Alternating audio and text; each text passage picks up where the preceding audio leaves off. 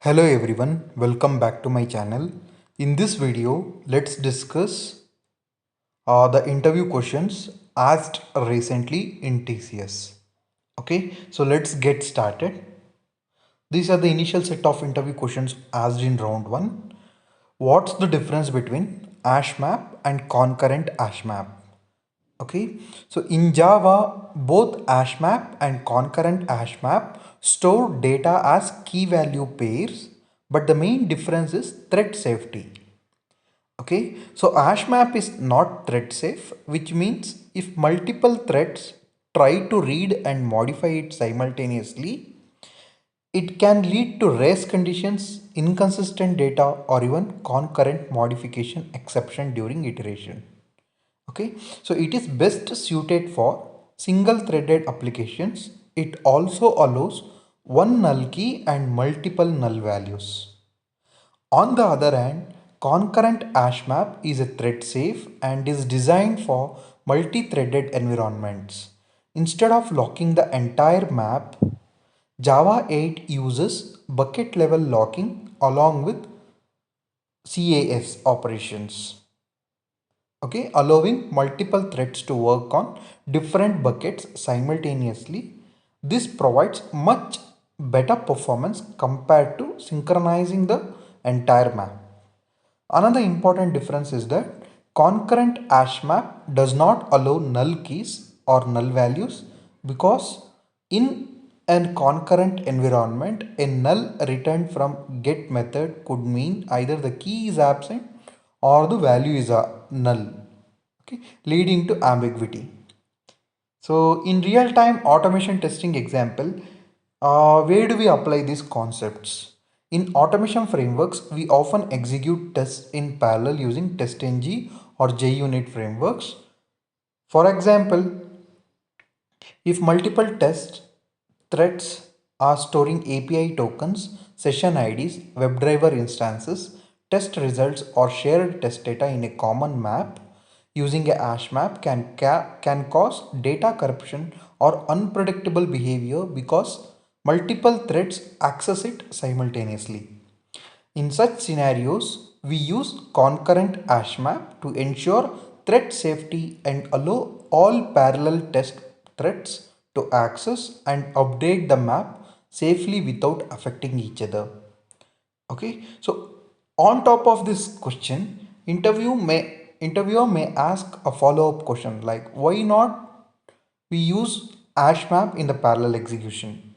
Okay, because hash map is not thread safe. If multiple parallel test threads update it simultaneously, it may overwrite values, lose data, or lost data or produce inconsistent results. Okay, so concurrent hash map is specifically designed to handle concurrent access safely with better performance. Okay, so these are the next set of interview questions. How do you handle stale element reference exception? What's the difference between implicit and explicit wait, and which one do you prefer and why? How does Selenium communicate with browsers? Difference between find element and find elements. How does playwright auto waiting feature work? Difference between locator element handle in playwright, locator and element handle. And next question goes like how do you handle multiple tabs or windows? And the ninth question is about the coding. You need to write a Java code to find the first non-repeated character in a string. And 10th question is also about the coding where you need to find the duplicate elements from a list using Java streams. Okay, so the round 2 interview questions are mostly focused towards framework, API and CI/CD. Okay, so let's get started. So explain your framework architecture, why we use page object model, any limitations, how do you manage test data and configurations, how do you implement parallel execution in Selenium, how does Playwright handle parallel execution, how do you integrate automation with Jenkins or GitHub Actions, how do you perform API validation in UI tests, how do you reduce flaky tests, how do you generate and manage test reports, how do you support multiple environments in your framework? Okay, So the round 3, they mainly focused towards the scenario based questions and debugging related. So the first question goes like, the test passes locally but fails in Jenkins. How will you debug? The second question goes like, dynamic locators keeps changing after the deployments. What is your approach? And third question goes like, how do you automate OTP based authentication?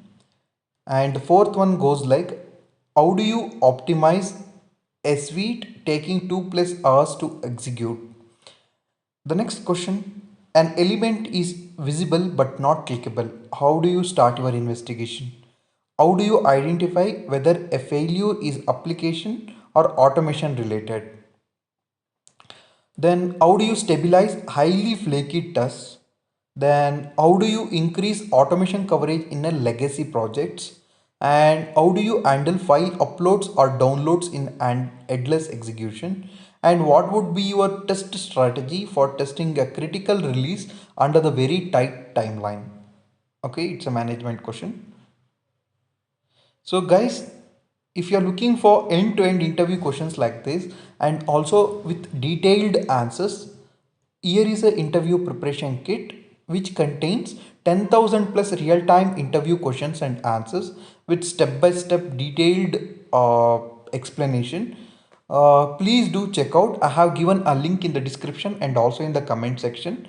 Please explore. This interview preparation kit has been crafted for after taking 3500 plus automation and QA interviews, and it covers the actual questions asked in all the top companies including MNCs, including product based companies, startups and mid-sized companies. Okay, and it has been designed for both freshers as well as experienced candidates who are of from 0 to 15 plus years of experience range. Okay, so please explore and let me know if you have any queries or questions. I'm happy to help. Thank you so much for watching my video. All the best for your upcoming interview.